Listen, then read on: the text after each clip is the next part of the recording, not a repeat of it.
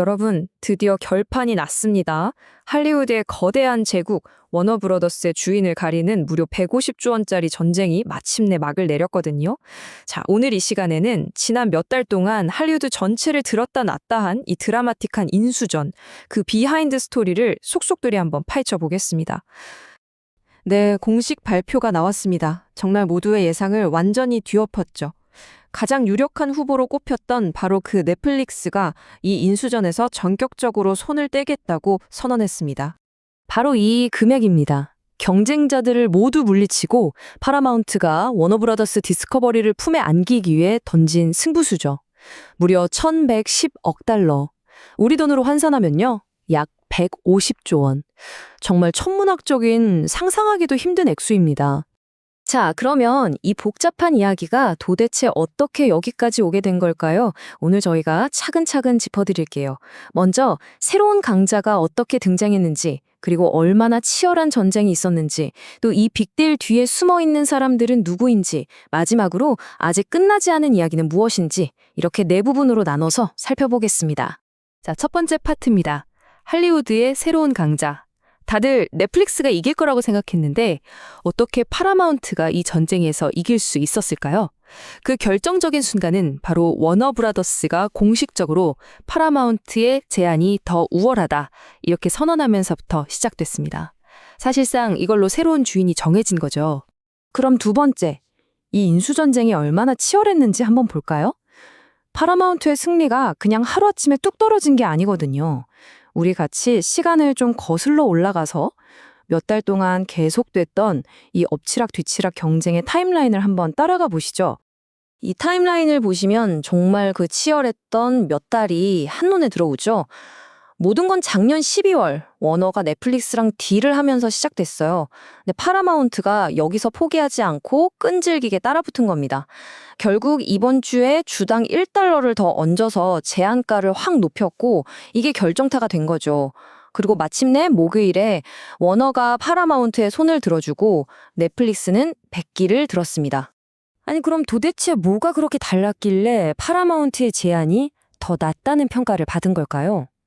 여기 비교를 보시면 그 차이가 아주 명확하게 보입니다. 넷플릭스는 영화랑 스트리밍 사업부 딱 일부만 원했거든요. 근데 파라마운트는 그냥 워너브라더스라는 제국 전체를 통째로 사겠다고 나선 겁니다.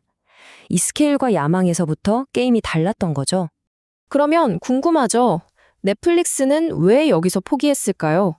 더 돈을 쓸 수도 있었을 텐데요. 그들이 낸 입장을 보면 이렇습니다. 이 거래는 우리한테 있으면 좋은 것이었지 어떤 대가를 치르더라도 꼭 가져야 하는 것은 아니었다. 한마디로 이 가격 이상으로 돈을 쓰는 건 수지가 안 맞는다고 판단한 겁니다. 아주 냉정한 계산이었죠. 반면에 승자인 파라마운트 쪽 분위기는 완전히 달랐습니다. 자신감이 넘쳤죠. CEO인 데이비드 앨리스는 우리 제안은 주주들에게 더 높은 가치, 더 큰 확실성, 그리고 더 빠른 마무리를 약속한다고 말하면서 모든 면에서 우리가 압도적이었다는 점을 아주 강하게 어필했습니다. 자, 그럼 세 번째 파트입니다. 이 빅딜의 막후에는 과연 누가 있었을까요? 이런 150조 원짜리 거대한 거래 뒤에는 당연히 엄청난 인물들이 있겠죠. 과연 이 모든 걸 움직인 사람들은 누구고 또 그 배경에는 어떤 좀 복잡한 정치적인 이야기가 숨어 있는지 한번 들여다보겠습니다. 이번 인수를 이끈 승리팀입니다. 바로 파라마운트 스카이댄스라는 회사고요. 그리고 그 중심에는 아주 강력한 부자, 아버지와 아들 듀오가 있습니다. 바로 CEO인 데이비드 앨리슨 그리고 그의 아버지이자 실리콘밸리에 살아있는 전설, 오라클의 창업자 레리 앨리슨입니다. 그런데 말이죠. 이 거래가 단순히 돈 문제로 끝나지 않습니다. 바로 정치적인 연결고리 때문에 아주 면밀한 조사를 받고 있는 상황인데요. 이 부분은 저희의 의견을 배제하고 자료에 나온 내용을 바탕으로 중립적으로만 전달해 드리겠습니다. 조사를 받는 구체적인 이유들이 바로 이런 것들입니다.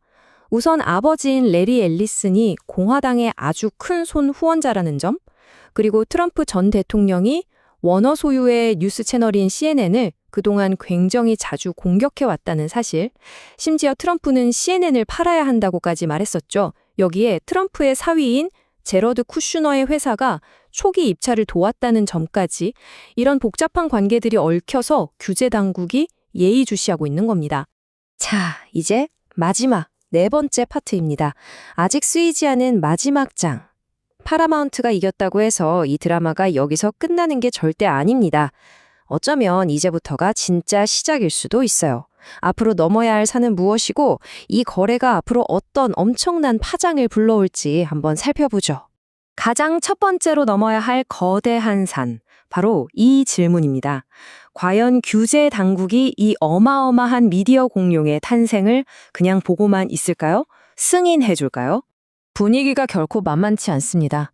캘리포니아 법무장관이 직접 나서서 이건 아직 끝난 딜이 아니다. 우리가 아주 강력하게 들여다볼 거다라고 경고장을 날렸어요. 이게 캘리포니아뿐만 아니라 연방정부, 심지어 유럽에서도 승인을 받아야 하는 아주 험난한 과정이 남아있다는 뜻입니다. 그리고 아까 말씀드렸던 그 정치적 논란의 한가운데에 있는 아마 이 거래에서 사람들이 가장 걱정하고 궁금해하는 질문일 겁니다. 바로 CNN. 미국 최대의 뉴스 채널 중 하나인 CNN은 과연 어떻게 될까요? 지금 CNN 내부도 분위기가 말이 아닐 겁니다. 마크 톰슨 대표가 직원들한테 직접 이메일을 보냈는데 우리도 아직 아는 게 별로 없으니 미래에 대해 섣불리 결론 내리지 말아달라고 했다는군요. 이 한 문장에서 내부가 얼마나 불안한지 느껴지지 않으세요? 자, 만약에 이 모든 어려운 관문을 다 통과해서 거래가 최종 성사된다면 바로 이런 모습의 거대한 미디어 제국이 탄생하는 겁니다. 이 그림 좀 보세요. CBS 같은 방송사, 워너브라더스 영화사, HBO 맥스 같은 스트리밍 서비스, 그리고 논란의 중심인 CNN 뉴스까지 정말 미디어의 처음부터 끝까지 모든 걸 다 가진 거대 기업이 나타나는 거죠. 하지만 이런 거대한 숫자와 화려한 제국의 이면에는 우리가 잊지 말아야 할 사람이 있습니다. 두 개의 거대 회사가 하나로 합쳐지면 필연적으로 겹치는 부서의 인력들은 줄일 수밖에 없거든요. 가뜩이나 요즘 제작이 줄어서 힘든 할리우드에 또 한 번 대규모 해고의 칼바람에 불 거라는 게 거의 확실해 보입니다. 네, 이렇게 할리우드에 새로운 거인이 탄생했습니다.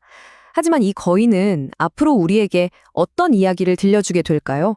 수많은 규제 칼날을 피하고 정치적 논란을 잠재우고 과연 어떤 컨텐츠로 우리를 만나게 될까요? 그 선택 하나하나가 앞으로 우리가 보고 즐기는 문화, 더 나아가 우리가 사는 세상을 어떻게 바꿔놓을지 이제 전 세계가 주목하고 있습니다.